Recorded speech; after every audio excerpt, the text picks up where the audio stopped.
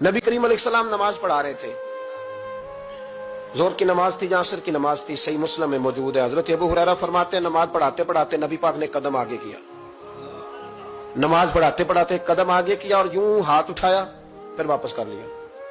अब नमाज पढ़ के ना तो सलाम फेरा तो सहाबा अर्ज करने लगे या रसूल अल्लाह सल्लल्लाहु अलैहि वसल्लम, वो नमाज में पैर भी आगे किया तो हाथ भी उठाया, तो वजह क्या थी? अब पहला सवाल तो यह है कि आप लोग नमाज पढ़ रहे थे या हुजूर को देख रहे थे? तो सहाबा तो पहले ही बताते हैं कि भाई हम तो पहली साफ में नमाज इसलिए पढ़ते थे कि नमाज भी होती रहती थी और चुपके चुपके महबूब की दीद भी होती रहती थी। हुजूर से पूछा या रसूल अल्लाह, वो नमाज पढ़ते पढ़ते कदम आगे बढ़ाया आपने तो फिर पीछे कर लिया, क्या था?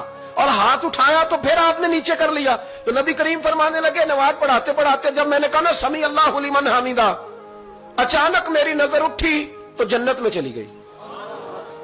नजर उठी तो जन्नत में, तेरे लिए 2-4 कदम अर्श बरी है।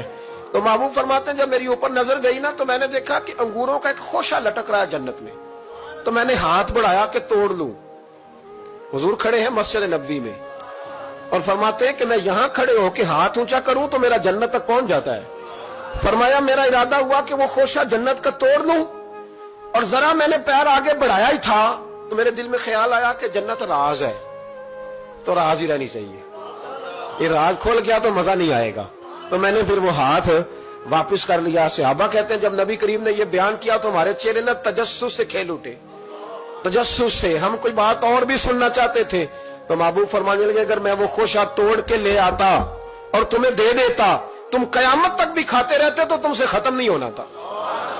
ये सही मुस्लिम की हदीस है। ओ भाई, मेरे रसूल करीम के वाक़या में राज पे शिकवा करना, कहना समझ में नहीं आती कैसे गए थे। तो तू जो चाहे तो हर शब हो मिसाले शब असरा, इसलिए कि तेरे लिए 2-4 कदम